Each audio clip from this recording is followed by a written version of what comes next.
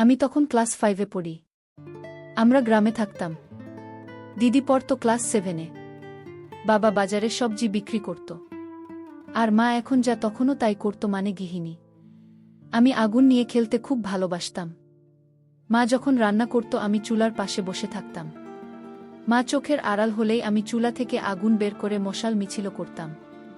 কাঠের মধ্যে আগুন নিয়ে উঠান জুড়ে দাপাদাপি। কি যে ভাল লাগতো বলে বোঝানো যাবে না। গ্রামে একটা কথা প্রচলিত আছে, ছোট বাচ্চাদের নাকি আগুন নিয়ে খেলা করা ঠিক না। আগুন নিয়ে যারা খেলা করে তারা নাকি রাতে বিছানায় কিছু করে ফেলে। আমার বেলায় বাড়ির ব্যতিক্রম হবে কেন? অবশ্য কারণ এটা কিনা জানি না। আমি ক্লাস 10 পর্যন্ত বিচ্ছিন্নভাবে বিছানায় কিছু করেছি। মাঝে মাঝে আমার খেলায় দ্বিতীয় শামিল হতো। কই সে তো কোনোদিন বিছানা যায়নি। আমার এমন কর্মকাণ্ডে বাবা মার আমার উপর খুব রাগ করতেন। বাবার ধারণা আমার জন্য আমি নষ্ট হয়ে গেছি।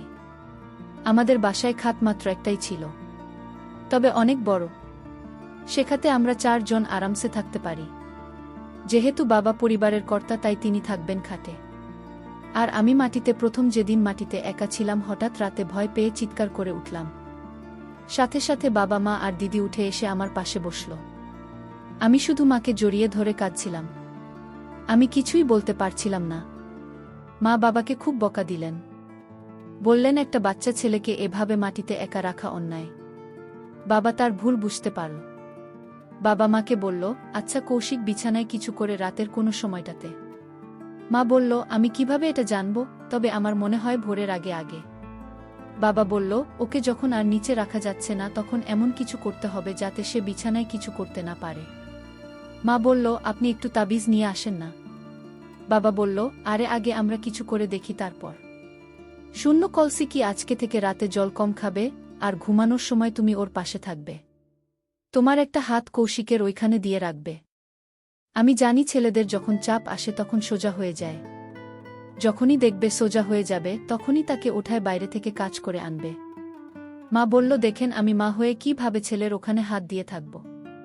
এই কাজটা আপনি করলে ভাল হতো না। বাবা বলল, দেখছো লেখা, তুমি তো আমার ঘুম যান। ঘুমালে আমার কোনো হুঁশ থাকে না। তুমি মা, সন্তানের জন্য তোমার সব কিছু করা যায় যাচ্ছে। আর তাছাড়া তো কৌশিক এখনো বাচ্চা ছেলে। মা বলল, ঠিক আছে তাহলে আমি করব। কিন্তু একটা কথা জানা ছিল, রাগ করবেন না তো? বাবা বলল, না বল। মা বলল, ছেলেদের হাত দিলে তো ওটা এমনিতেই সোজা হয়ে যায়। তাহলে আমি বুঝব কিভাবে ওর চোট পেয়েছে? বাবা বলল, আরে সেটা তো বয়সে হয়। আর ও তো বাচ্চা ছেলে, দেখ আমি এত কিছু জানি না। ওকে যদি আমাদের সাথে একসাথে রাখ তাহলে এটা তোমায় করতেই হবে। মা বলল, তার চেয়ে আমি ওর সাথে মাটিতে থাকলে ভালো হতো না? তাহলে সে ভয় পাবে না। বাবা বলল, দেখ যা ভালো মনে করে, তবে ওর এই অভ্যাস ছাড়ানোর চেষ্টা কর। তা না হলে শ্বশুরবাড়িতে গিয়েও বিছানা ভেজাবে। পরদিন রাতে খাওয়ার পর আমার বিছানা আবার মাটিতে হলো। কিন্তু আমার সাথে মাও ছিল। আর সেদিন রাতে মা আমাকে বেশি জল খেতে দেয়নি। রাতে ঘুমানোর সময় মা আমাকে সম্পূর্ণ হয়ে শুতে বলল। আমি খুব লজ্জা পাচ্ছিলাম। আমি না করলাম। তারপর মা ধমক দিয়ে বলল, তোর বাবা কি আমাকে তোর চাকর করে রেখেছে? প্রতিদিন বিছানা পাল্টি ধুতে হয়। আবার তোর পান তো ধুয়ে দেব। প্যান্ট ছেড়ে ঘুমাবি, তা না হলে সকালে তর্পণ তোকেই ধুতে হবে। আমি ফুপিয়ে ফুপিয়ে কাঁদতে লাগলাম। আমার কান্না দেখে মা বলল, আচ্ছা ঠিক আছে, সম্পূর্ণ হবে না, কিন্তু আমি রাতে তোর ধরে থাকব। প্রতিদিন বিছানা ভিজানোর লজ্জা করে না তোর? সারাদিন তোর বিছানাপত্র ধুতে যায়। আমি তোর ধরে থাকলে তোর চাপ এলে বুঝতে পারব। আমার রান্না করার কোনো উপায় ছিল না।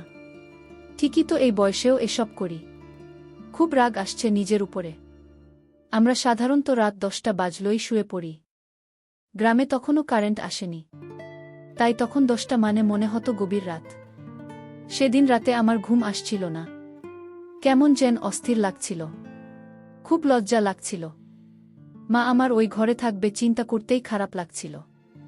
কিন্তু আমার কিছু করার ছিল না। একটু চোখ লেগে আসতে মনে হলো কে যেন আমার নিজের মুখ খুলছে। তারপর চেন খুল। আমি চোখ খুলতেই দেখি মা। কিন্তু মার চোখ বন্ধ ছিল, তবে জেগেছিল সেটা বুঝতে পারলাম। আমিও চোখ বন্ধ করে থাকলাম। ইচ্ছা করছিল আমার হাতটা সরিয়ে দেয়, কিন্তু পারলাম না। মা আমার ওই তোলে নিচ পর্যন্ত নামিয়ে দিল। তারপর আমার ধরে থাক। আমার কেমন যেন একটা অনুভূতি হচ্ছিল। ঠিক কী রকম তা আমি বুঝতে পারিনি। তবে এমনটা আগে কখনো হয়নি। মা আমার ছোট্ট মাথায় হাত বলেছে, মাঝে মাঝে ছোট দুটিতেও। কিছুক্ষণের মধ্যেই আমার ওই সোজা হয়ে গেল। সাথে সাথে মা আমার গা ঝাঁকিয়ে ডাকতে লাগল। আমি চোখ খুলতেই মা বলল, ওঠ বাবা, কাজ করবি, চল। আমি বললাম, আমার তো চাপ পাইনি। মা বলল, তাহলে তোর সোজা হলো যে? আমি বললাম, আমি জানি না কেন সোজা হয়ে গেছে। মা বলল, তবুও দেখে একটু করতে পারিস কিনা। আমি উঠলাম, বাইরে গিয়ে কাজ করার চেষ্টা করলাম, কিন্তু কিছুই বের হলো না। আবার এসে শুয়ে পড়লাম। মা বলল, কিরে, কিছু হলো? আমি বললাম, না, আমার চাপাইনি। মা বলল, আচ্ছা ঠিক আছে, তুই সম্পূর্ণ হয়ে নে। আমিও তা করে শুয়ে পড়লাম। মা আমার মাথা আবার ধরে থাকল। তারপর কখন যে ঘুমিয়ে পড়েছি তা মনে নেই। তবে কাজ হয়নি। সে রাতে বিছানা ভিজিয়ে দিয়েছিলাম। পরদিন বাবা মা কথা বলছে। বাবা বলল, আচ্ছা তুমি কি একটু টের পাওনি? তোমাকে বলেছিলাম ও সোজা হলেই ওকে উঠে কাজ করে আনবে।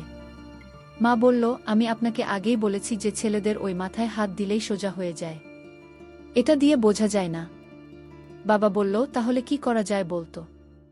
মা বলল, আপনাকে একটা কথা বলার ছিল। বাবা বলল, বল। মা বলল, আমাদের কৌশিকের বয়স হিসেবে ওই মাথা অনেক ছোট। আমার ধারণা এটাই কোনো কারণ হতে পারে। বাবা বলল, বল কি? মা বলল, আপনি বরং ডাক্তারের সাথে কথা বলে দেখেন। আমার কেন যেন ভয় করছে। কৌশিক পুরুষ হতে পারবে তো? বাবা বলল, আরে না, ভয়ের কিছু নেই, তুমি একটু কৌশিককে ডাকত। এরপর মা আমাকে বাবার কাছে নিয়ে গেলেন। বাবা আমাকে কাছে টেনে নিয়ে আমাকে সম্পূর্ণ হতে বললেন। আমি লজ্জায় মাথা নিচু করে থাকলাম। পরে বাবার ধমকে সম্পূর্ণ হলাম। বাবা আমার ওই মাথা নিয়ে নাড়াচাড়া করে দেখলেন। বাবা বললেন, সুলেখা, কৌশিকের তো সোজা হয় না। তুমি যে বললে হাত দিলেই সোজা হয়ে যায়। মা বলল, এভাবে না তো, আপনি হাত দিয়ে ধরে মাথায় নিচ করে দেখেন না। বাবা হাত দিয়ে ধরে মাথা কিছুক্ষণ উপর নিচ করলেন, কিন্তু কোনো লাভ হলো না। বাবা বলল, দূর হচ্ছে না, তুমি দেখতো কিছু পার কি না। মা বলল, আপনি সরেন, আমি দেখছি। এরপর মা আমার মাথা হাত দিয়ে ধরে ওপর নিচ করতে লাগল। সাথে সাথে আমার সোজা হয়ে গেল। তারপর বাবা মাথাটা ধরে দেখতে লাগল। বাবা আমাকে চলে যেতে বলল। বাবা বলল, সুলেখা, তুমি ঠিকই বলেছ, কৌশিকের মাথাটা বয়সে অনেক ছোট। আমি ওকে কালকে ডাক্তারের কাছে নিয়ে যাব। পরদিন ডাক্তারের কাছে নিয়ে গেল বাবা। মাকেও সাথে নিতে চাই, কিন্তু দিদি বাসায় একা থাকবে তাই যেতে চাইল না। সকাল সকাল রওনা দিলাম, বাবার সাইকেলের পিছনে বসে। গ্রামের রাস্তা আঁকাবাঁকা পথ, ভালোই লাগছিল। তবে আমাকে কেন ডাক্তারের কাছে নিয়ে যাওয়া হচ্ছে সে বিষয়ে আমার বিন্দুমাত্র ধারণা নেই। সাইকেলে প্রচার ঝাঁকি হচ্ছিল। আমি সামনে খুব ব্যথা পাচ্ছিলাম। বাবাকে বললাম সে কথা, বাবা গায়ে লাগল না। শুধু বলল, বাড়িতে ফিরে তেল মালিশ করলে সব ঠিক হয়ে যাবে। প্রায় 1 ঘন্টা পর পৌঁছলাম ডাক্তারের চেম্বারে। ডাক্তারের চেম্বারে ঢুকতেই দেখলাম কি সব সম্পূর্ণ মানুষের ছবি। তখন কিছু না বুঝলেও এখন বুঝি উনি ছিলেন এই রোগের বিশেষজ্ঞ।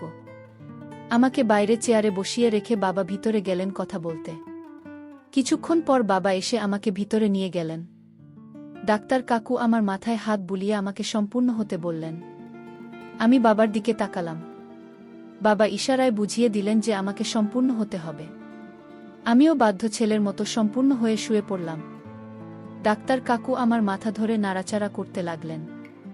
কিছুক্ষণ নাড়াচাড়া করার পরও মাথা সোজা করতে পারলাম না। ডাক্তার কাকু বলল, সুরেশ ভাই, ওর মাথা সোজা হচ্ছে না, আর সোজা না হলে মাথার আসল রোগ বোঝা যাবে না। বাবা বলল, দাদা, আপনার এখানে কোনো নার্স নেই? আমি দেখেছি, আমি নাড়াচাড়া করে সোজা করতে পারিনি। ওর মা যখন ধরে তখন আবার সোজা হয়ে যায়। তাই বলছিলাম কি কোনো মহিলা যদি থাকে তাহলে একটু নেড়ে দিত। ডাক্তার কাকু বলল, আর বলবেন না দাদা, কলাবতী নামে এক নার্স ছিল, কিন্তু মেয়েটা 3 মাসের ছুটিতে থাকায় সব কাজ এখন আমাকেই করতে হচ্ছে। বাবা বলল, 3 মাসের ছুটি কেউ পায় ডাক্তার? কাকু বলল, আরে মাতৃত্বকালীন ছুটি তো দাদা, একটা কাজ করে দেখতে পারেন, কাজ হবে আমি শিওর। বাবা বলল, কি কাজ? ডাক্তার কাকু বলল, আপনি মুখে নিয়ে একটু খেয়ে দেন, দেখবেন তরতর করে হয়ে যাবে। বাবা বলল, কি বলেন? আমি এটা কিভাবে করি? ডাক্তার কাকু বলল, তাছাড়া আর তো কোনো উপায় দেখছি না। বাবা আমার কাছে এসে ডাক্তারের কথা মতো কাজ করল। আমার কেমন যেন একটা শিহরণ হচ্ছিল। আমার মাথাটা আস্তে আস্তে সোজ হতে লাগল। তারপর বাবা ডাক্তার কাকুকে দেখালেন। ডাক্তার কাকু ভালোভাবে দেখে হতাশ হলেন মনে হয়। ডাক্তার কাকু বলল, দাদা আমি ভেবেছিলাম ঠিক তাই। বাবা বলল, কি দাদা, খারাপ কিছু? ডাক্তার কাকু বলল, ওর মধ্যে মেলি হরমোন বেশি পরিমাণে আছে। আস্তে আস্তে সেটা বাড়বে। আর একটা পর্যায়েও ছেলে থেকে মেয়ে হয়ে যেতে পারে। আবার দুইটার মাঝামাঝিও থাকতে পারে, মানে তৃতীয় মানুষ। কথাগুলো শুনে বাবার চোখ লাল হয়ে গেল। বাবা ঘামতে শুরু করল। মনে হয় কিছু বলার শক্তি হারিয়ে ফেলেছিল। ডাক্তার কাকু বলল, যেহেতু ওর মেয়েদের হরমোন বেশি পরিমাণে, তাই এখনই সময় ওকে অপারেশন করিয়ে মাথা পরিবর্তন করতে হবে। বাবা বলল, মানে? ডাক্তার কাকু বলল, মানে ছেলে থেকে মেয়ে করতে হবে। বাবা বলল, কি বলছেন এসব? আমার একমাত্র ছেলে, আমার বংশের প্রদীপ, দাদা দয়া করে একটা কিছু করুন। ডাক্তার কাকু বলল, দেখুন দাদা, ওর যা বয়স তাতে আমার ওষুধ কাজে লাগবে না। আবার সে বয়স পর্যন্ত অপেক্ষা করলেও তখন কিছুই করার থাকবে না। বাবা বলল, কি ওষুধ দাদা, আপনি শুধু একবার বলুন। যত টাকা লাগে আমি খরচ করতে রাজি আছি। ডাক্তার কাকু বলল, দাদা অনেক সময় টাকা মানুষের জীবনে কোনো কাজে লাগে না। আপনি একটা কাজ করতে পারেন। আপনি ওর মধ্যে ইচ্ছাশক্তি গ্রো করার ব্যবস্থা করেন, মানে কোনো মেয়ের প্রতি আকর্ষণ বা এ সম্পর্কে। বাবা বলল, এই বয়সে সেটা কিভাবে সম্ভব? ডাক্তার কাকু বলল, ওই জন্যই তো বললাম, আমারও সুতোর কাজে লাগবে না। আরও যা রোগ তাতে এই ওষুধ ছাড়া আর কোনো ওষুধ আমার জানা নেই। বাবা বলল, ঠিক আছে দাদা, আপনি যা বলবেন আমি সেভাবেই করব। তবু যেন সৃষ্টিকর্তা আমার ছেলেকে ভালো করে দেন। ডাক্তার কাকু বলল, আর 1 মাস পরে একবার ওকে নিয়ে আসবেন। শহর থেকে বড় একজন ডাক্তার আসবেন। দেখি কিছু করা যায় কি না। আমি শুধু তাদের কথা শুনে গেলাম, কিন্তু কথার আগামাথা কিছুই বুঝলাম না। ডাক্তারের চেম্বার থেকে বের হয়ে আবার বাবার সাইকেলের পিছনে উঠে বসলাম।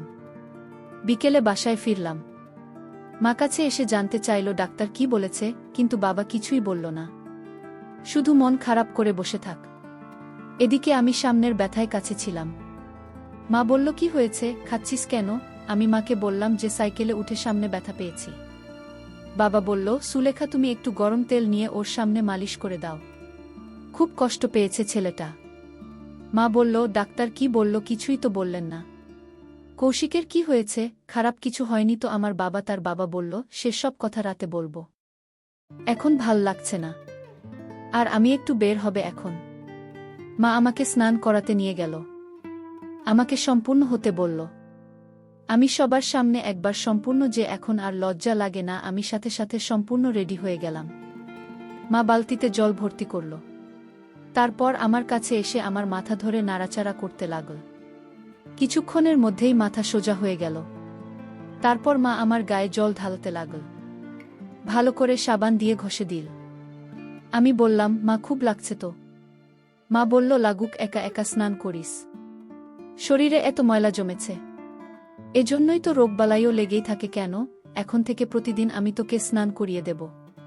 স্নান শেষে মা খেতে ডাকলেন, কিন্তু আমি ব্যথায় বসতে পারছিলাম না দেখে মা আবার আমাকে সম্পূর্ণ হয়ে শুয়ে থাকতে বলল। মা একটা বাটিতে করে তেল গরম করে নিয়ে আসেন। তারপর কিছু তেল নিয়ে আমার আস্তে আস্তে মালিশ করতে লাগল। আমার খুব আরাম হচ্ছিল। মা বলল, কিরে, ভালো লাগছে এখন? আমি বললাম, হ্যাঁ। মা বলল, এবার সামনে ঘুরে শুয়ে পড়ো। আমি মার কথা মতো সামনে ঘুরে শুয়ে পড়লাম। মা আমার মাথায় হাতে নিয়ে বলল, এখানেও কি ব্যথা করছে? আমি বললাম, না। এখানে আবার ব্যথা করবে কেন? মা বলল, না করলেও এখানে মালিশ করলে আরও বেশি আরাম পাবি। পুরুষদের এটাই হলো আসল। আমি বললাম, মা তোমারও কি তেল মালিশ করে?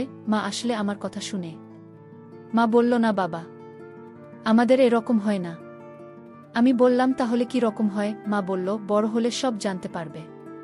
এমন সময় দিদিমা মা বলে ডাকতে লাগল। দিদি স্কুল থেকে ফিরেছে। মা আমাকে পরে ঘুমাতে বলল। আমি ঘুমিয়ে পড়লাম।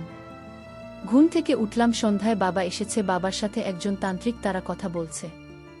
বাবা তান্ত্রিককে কি বলেছে তার কিছুই আমি শুনিনি। তান্ত্রিক বলল, দেখ বাবা, জীবন বাঁচানো আসল কাজ। জীবন বাঁচানোর জন্য কারো জীবন নেওয়াও যায় যাচ্ছে। তবে যা কিছুই করুন না কেন খেয়াল রেখো ওর মনে যেন কোনো বিরূপ প্রতিক্রিয়া না হয়। বয়স কত, এসব ব্যাপারে এখনই বুঝে উঠতে পারবে না। তাই খেলার ছলেই যান সব হয়। আমরা যেমন বাচ্চাদের খেলতে খেলতে শেখাই, সেভাবে করো আর আমি একটা তাবিজ দিব, সেটা ওর কোমরে বেঁধে দেবে। বাবা তান্ত্রিককে বলল তাবিজটা কমবে না দিয়ে গলায় বা হাতে দিলে হয় না। তান্ত্রিক বলল না বাবা, তাবিজটা করে শিখিয়ে সাথে ঝুলিয়ে দিতে হবে, যাতে ও হাঁটার সময় তাবিজটা ওর সাথে বাড়ি খায়। বাবা বলল ঠিক আছে তান্ত্রিক মশাই, আপনি যেভাবে বলবেন সেভাবেই করব। তান্ত্রিক চলে যেতেই মা ঘরে এসে ঢুকল। মা বলল এত কিছু হয়েছে, আপনি আমাকে জানাননি কেন? বাবা বলল এখন তো জানলে। মা হিসেবে তোমার দায়িত্বটা কি এখন বুঝতে পারছো? মা বলল আমার বাবার জন্য আমি সব করতে পারবো। মা মুখে আঁচল টেনে কাঁদতে লাগল। বাবা বলল আসলে খা, এই সময় তুমি এমন করে ভেঙে পড়লে হবে? তোমাকে এত সব করতে হবে? বাবা আমি কি করব বলো? মা বলল আমার মালিকের কপালে কি ছিল, আপনি কোনো চিন্তা করবেন না, আমি ঠিকই ওকে পুরুষ করে তুলব। বাবা বলল আমি জানি সুলেখা তুমি পারবে, তোমার সেই ক্ষমতা আছে, কিন্তু সাবধান, জেন মেয়ের কিছুই না জানে, আর কাউকে কিছু বলার দরকার নেই, লোকে জানলে নানা কথা বলবে। আর শুনলে না তান্ত্রিক কি বলে গেলেন, জীবন বাঁচানোর জন্য জীবন নেওয়া যায়। এতক্ষণে আমার মনে হলো আমার কঠিন কোনো অসুখ হয়েছে, খুব খারাপ লাগছিল। আমি বিছানা থেকে উঠলাম, উঠে কলের পাড়ে গিয়ে হাত মুখ ধুয়ে আসলাম। বাবা বলল বাবা সামনের ব্যথাটা কি কমেছে? আমি বললাম হ্যাঁ বাবা, মা তেল মালিশ করে দিয়েছিল। বাবা বলল তোমাকে নিয়ে বাজারে যাব, সাইকেলে যাবে নাকি হেঁটে যাবে? বাবার সাথে বাজারে যা শুনেই আমি খুশিতে লাফাতে লাগলাম, কিন্তু সেই সাথে ব্যথার কথা মনে হলো। আমি বললাম বাবা হেঁটে যাই। বাবা হাসলেন। বাবা বলল আচ্ছা বাবা, আজকে তোমার পছন্দের সব খাবার নিয়ে আসবে। আমি তো আরও খুশি। এমন সময় মা বাবাকে ডাকলেন। বাবা মার কাছে যেতেই মা ফিসফিস করে কথা বলল। মা বলল শুনেন, কৌশিকের জন্য বেশি করে ফলমূল নিয়ে আসবেন। বাবা বলল এটা ফিসফিস করে বলার কি আছে? মা বলল আর একটা কথা বলতে চাইছিলাম। বাবা বলল বলতো? মা বলল আমাদের মধ্যে তো অনেক দিন কিছু হয়নি, তাই আমি ওষুধ খাওয়া বন্ধ করে দিয়েছি। তাই বলছিলাম কি কৌশিকের জন্য কয়েকটা মৌজা নিলে ভাল হতো না, যদি কিছু হয়ে যায়। বাবা বলল সুলেখা বোকার মতো কথা বল না তো, ওর সাইজের মজা পাওয়া যাবে নাকি? আর তুমি এখনই এত গভীরে যাওয়ার চিন্তা করছো কেন? আগে দেখে ওর প্রতিক্রিয়া কি, ছেলে কিছু চায় কিনা তার নাই ঠিক। আর উনি আসছেন মজা নিতে, নদী না দেখতেই সম্পূর্ণ হওয়ার মতো অবস্থা। বাবার কথায় মা একটা বেশি লজ্জা পেল। তারপর বাবা মাকে নিয়ে বাজারের উদ্দেশ্যে রওনা হলো। আমরা বাপ ছেলে হেঁটে বাজারে গেলাম। বাজারে গিয়ে বাবা অনেক ফল কিনা আর আমার পছন্দের মিষ্টি কিনলেন। রাত ৮টা নাগাদ আমরা বাড়িতে ফিরলাম। বাড়িতে ফিরে মা ভাত বাড়তে লাগল। আমি, মা, বাবা আর দিদি একসাথে বসে ভাত খেলাম। খাওয়া শেষে বাবা মাকে আলাদা করে ডেকে কথা বলতে লাগল। বাবা বলল সুলেখা আজকে থেকেই শুরু করে দাও, আর খেয়াল রাখবে ও যেন ব্যাপারটা এনানে, ও যে সব কিছুই সহজভাবে নেয়। মা বলল আমার খুব লজ্জা আর ভয় করছে, কিভাবে কি করব কিছুই বুঝে উঠতে পারছি না। বাবা বলল নিজের ছেলের কাছে ভয় বা লজ্জা কিসের? আর শোন, আজকে এত গভীরে যেও না, আস্তে আস্তে ওর মধ্যে পুরুষত্ব জাগিয়ে তুলবে, বেশি তাড়াহুড়ার কিছু নেই। আর এখন শুয়ে পড়ো, আমার খুব ঘুম পাচ্ছে। আর তাছাড়া আমি দেখলে তোমাদের কাজ করতে অসুবিধা হবে, মেয়ে ঘুমোলেই তুমি শুরু করে দিও। মা বলল আচ্ছা ঠিক আছে। আমি প্রতিদিনের মতোই নিচে বিছানা করে শুয়ে পড়লাম। একটু পর মা বাবা বিছানায় শুয়ে পড়ল। মা আমার কাছে এসে শুয়ে পড়ল। কিছুক্ষণ পর মা আমাকে সম্পূর্ণ হতে বলল। আমি সম্পূর্ণ হলাম, কারণ আমার লজ্জা ছিল না। তারপর পাতলা একটা কাঁথা গায়ে দিয়ে মা আমার কাছে এসে মাথার হাতটা আমার মাথায় রাখল। আস্তে আস্তে মাথা নাড়তে লাগল। আমার খুব ভাল লাগছিল। কিছুক্ষণের মধ্যেই মাথা সোজা হয়ে গেল। মা বলল তোর ভাল লাগছে? আমি বললাম হ্যাঁ। মা বলল তুই যখন ছোট ছিল তখন আমি সবসময় তোর মাথাটা ধরে খেলতাম। আমি বললাম তখন তো আমি ছোট ছিলাম, খেতাম। এখন বড় হয়ে গেছি, এখন আমার লজ্জা করে মা। মা বলল ওরে বাবা, কত বড় হয়ে গেছে রে।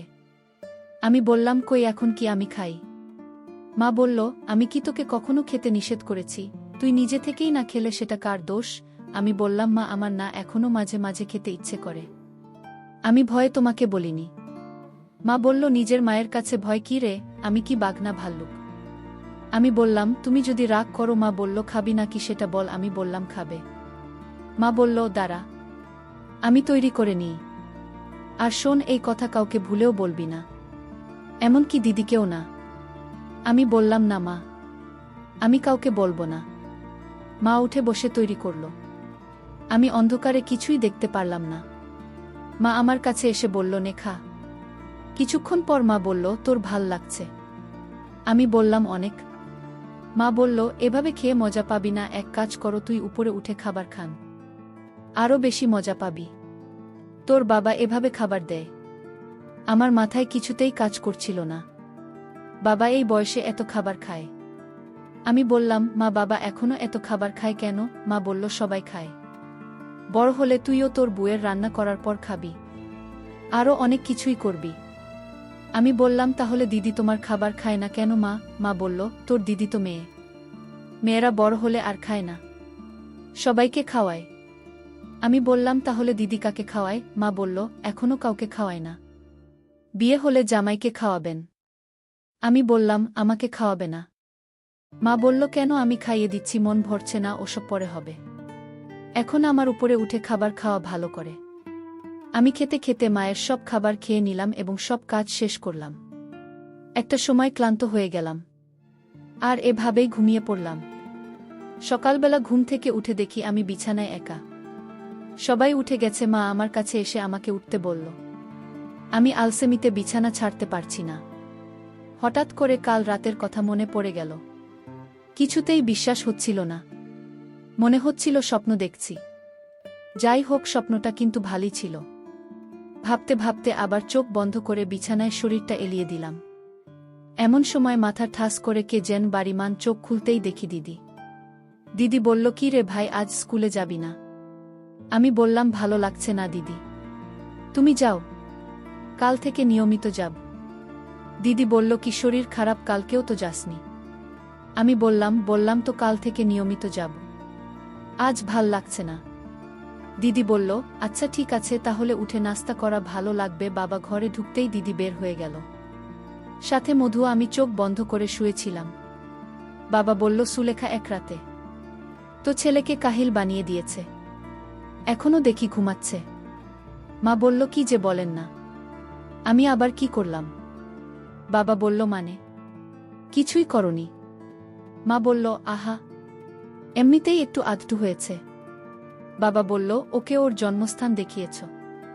মা বলল, আরে না, এখনই এত সব বুঝবেন নাকি? বাবা বলল, কি বুঝলে কাজ হবে? ওকে পুরুষ বানানো যাবে তো? মা বলল, এখনো ঠিক বুঝে উঠতে পারছি না, তবে ওর মধ্যে এখনো বাচ্চা বাচ্চা ভাবটা রয়ে গেছে, কিছুই বুঝে না। একটা কাজ করলে কেমন হয়, ওকে আপনি যদি একটু শিখিয়ে দেন, তাহলে ও বুঝতে পারবে কিভাবে কি করতে হয়। বাবা বলল, আরে কাজ তো তোমার মেয়ে হলে না হয় আমি শেখাতাম, ও তো ছেলে, ওকে আমি কিভাবে শেখাব? মা বলল, আমি কি সেটা বলেছি নাকি বলেছি ওর সামনে বা ওকে দেখে একদিন আমাকে কিছু করলেন, তাহলে ও বুঝতে পারবে। আর সেই সাথে আমাদেরও কিছু করা হলো। এমনিতেই তো অনেক দিন কিছু করা হয় না। আপনার তো আমার দিকে কোনো খেয়াল নাই। বাবা বলল, কে বলেছি আমার তোমার দিকে কোনো খেয়াল নেই?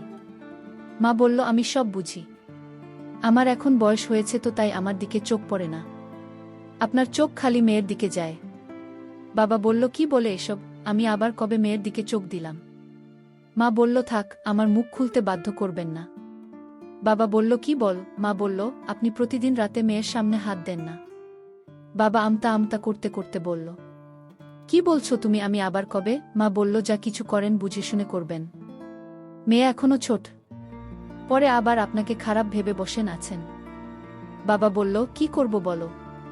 চোখের সামনে এমন কিছু দেখলে কি হাত সামলানো যায়? বাবা হলেও আমি তো পুরুষ, আর তাছাড়া ছেলে মেয়েদের জন্য তোমার সাথে কিছু করতে পারি না, আমারও তো ইচ্ছে করে, কতদিন আর সহ্য করে থাকি বল? মা বলল, আমি সবই বুঝি, তাই তো বললাম আমাদের কিছু করা দরকার।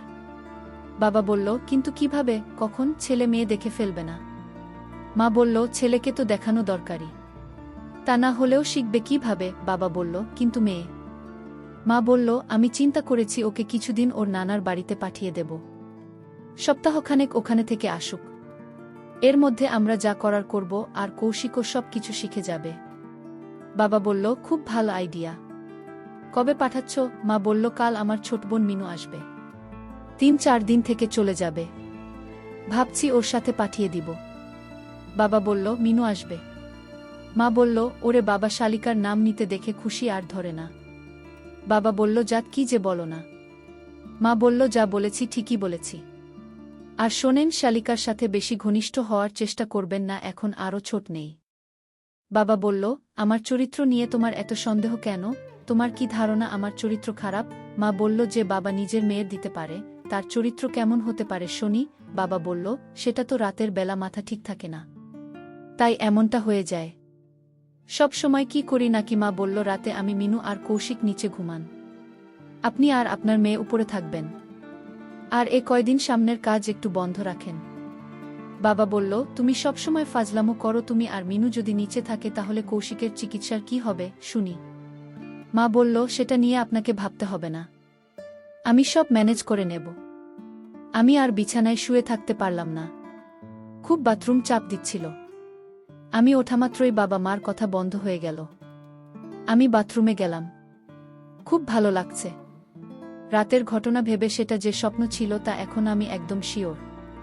প্রতিদিনের মতোই সেদিন রাতে আমি আর মা নিচে বিছানা করে শুনলাম বাবা আর দিদি উপরে শুয়ে পড়ল। গতকাল রাতের কথা চিন্তা করে কিছুটা শিহরিত হলাম। আজ খেতে কি যে মজা! যদি তোমার সাথে সারাদিন এসব নিয়ে কোনো কথাই হয়নি, তবুও কেন যেন মনে হচ্ছে রাত হলেই মা খেতে দেবে। আমি আগের সম্পূর্ণ হয়েছি। মা বলল, কিরে আজ দেখি আগে রেডি হয়ে আছিস। আমি কিছুটা লজ্জা পেলাম, বললাম, হতে তো হবেই। মা হেসে বলল, আজ রাতে তো কে একটা নাটক দেখার। আমি বলল, অবাক হলাম, কারণ আমাদের তখন টিভি ছিল না। আর টিভি থাকবেই বা কি করে, কারণটি তো ছিল না। কিসের নাটক? মা বলল, আগে নাটক শুরু হোক, তারপর দেখবি। কিন্তু কোনো কথা বলতে পারবি না, একদম চুপ করে থাকবি। আমি বললাম, আচ্ছা মা। মা বলল, মা রান্না করা খাবার খাবি না আজকে? আমি খুশি হলাম, মনে মনে এটাই তো চাচ্ছিলাম। খাব মা?